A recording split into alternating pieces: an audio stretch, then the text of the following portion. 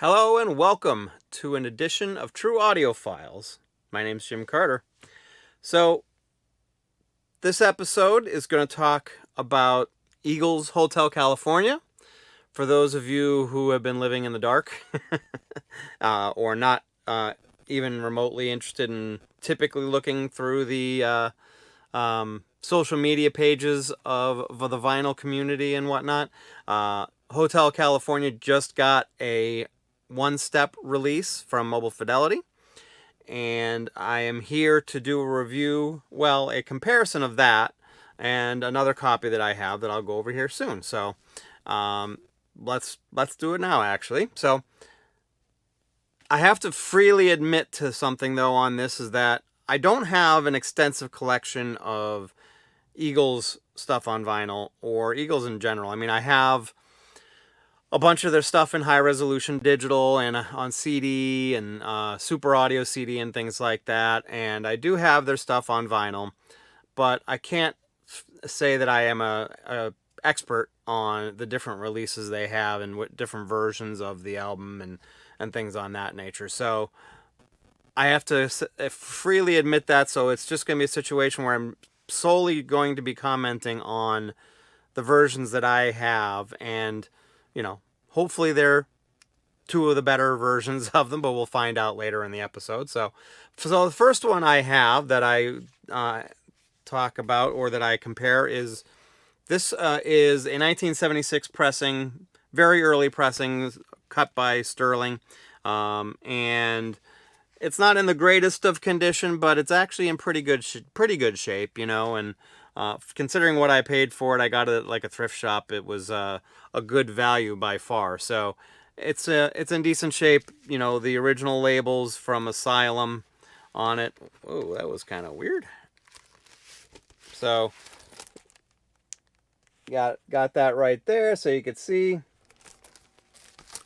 And so, like I said, from everything I could gather from Discogs, this appears to be a first or early pressing. Anyways, it was done in, looks like 76. So I've got that.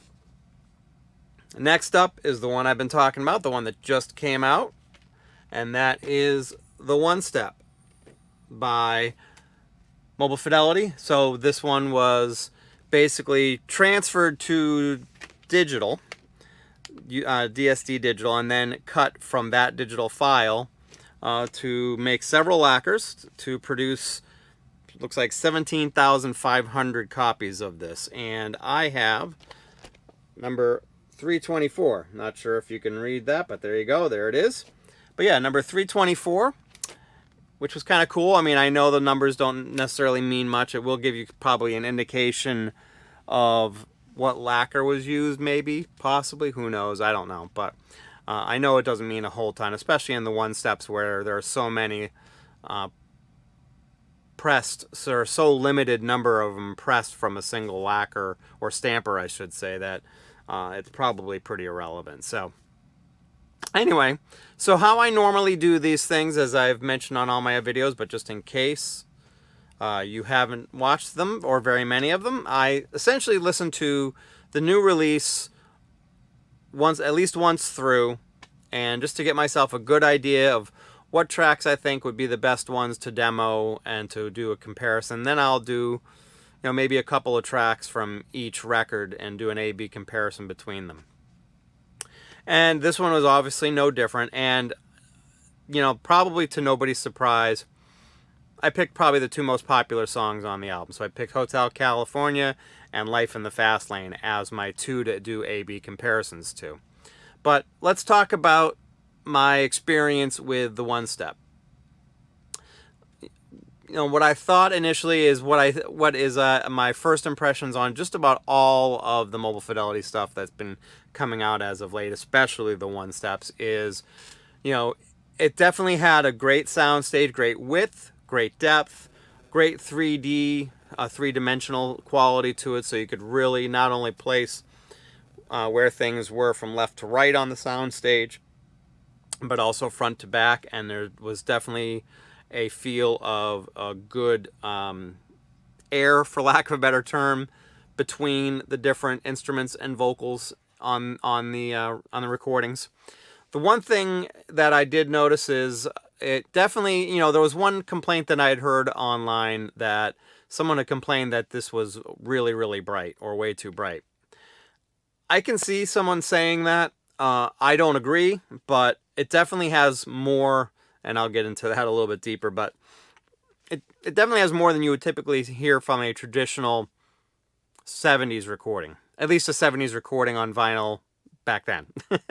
So, but there was great bass, not too much bass, good deep bass.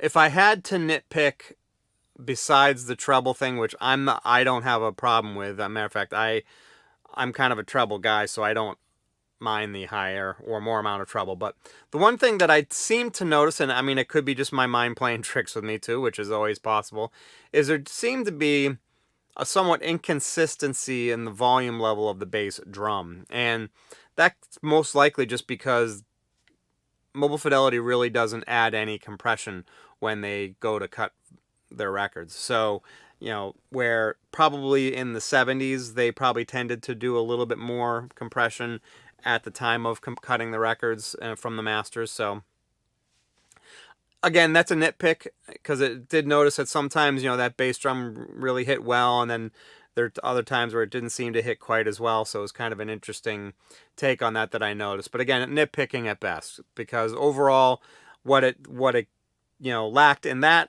consistency, it made up for in the dynamic range that you would obviously lose a little bit of if you added that compression. So it's a kind of a little bit of a give and take. So that my overall impressions were pretty good. A little bit bass. I mean, not bass. I'm sorry. A little bit treble heavy, if you will, and maybe not as evenly dispersed as some of the other ones I've seen and heard in the past from Mobile Fidelity.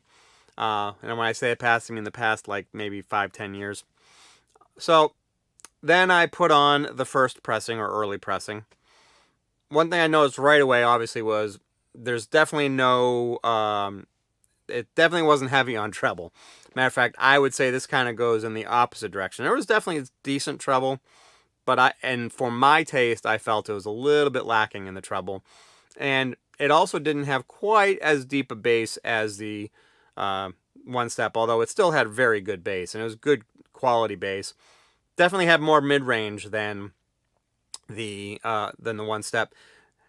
Probably, in my opinion, maybe a hair more than it should have, but it was one of those things that, again, it's personal preferences. So, but the one thing that definitely struck me on the original in comparison to the one step is it definitely had the wide sound stage, and it had some depth to it too, but it wasn't as easy to point out exactly where the instruments were in the recording from front to back.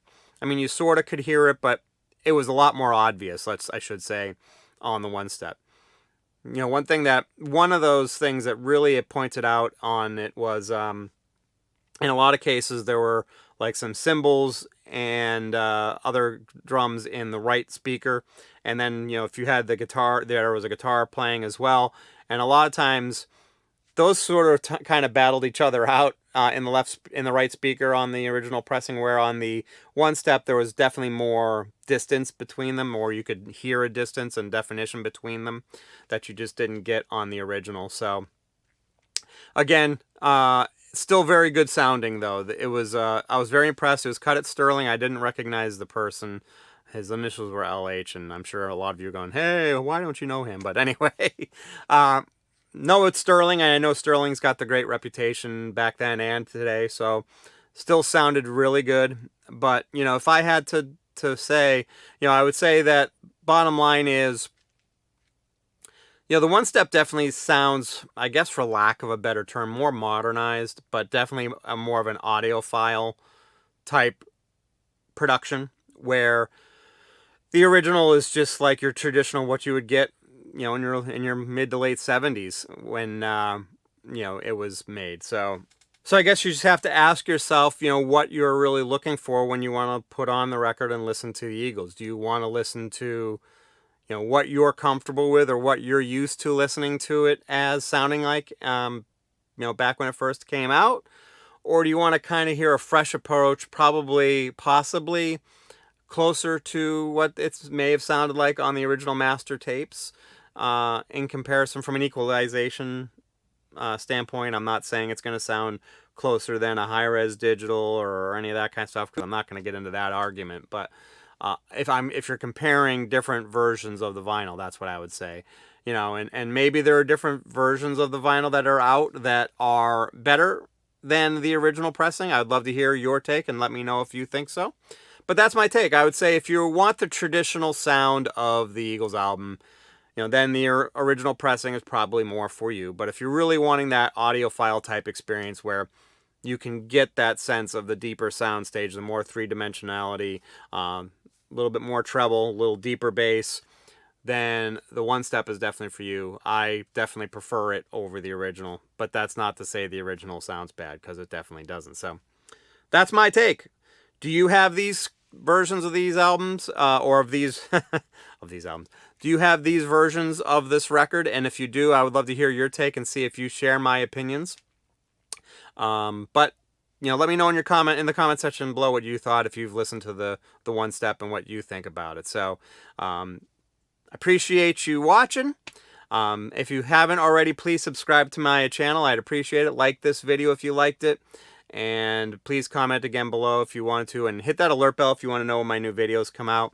But anyway, that's everything I've got for today. Thank you for watching. Thank you for subscribing if you already have. Thank you for commenting if you already have. You have yourself a great rest of the day today and a great rest of the week. Thanks.